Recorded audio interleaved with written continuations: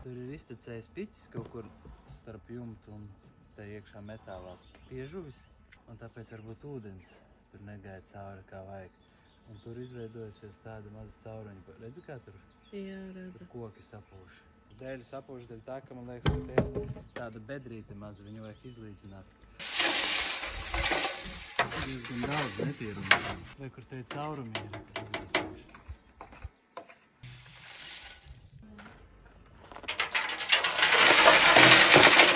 Nomainīsim gāzi. Nekad šis nav darīts. Ir tāda lietiņa, ka var šo kaut kādā veidā šādi izvilkt ārā un šito atveram vaļā.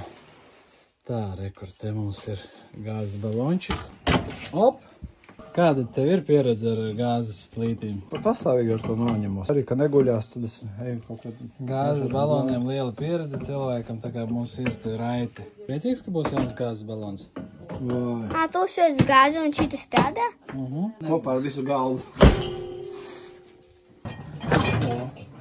Man jau baigi patīk ar tiem gāzes baloniem. Mēs varam pirašķi taisīt auškā. Ir.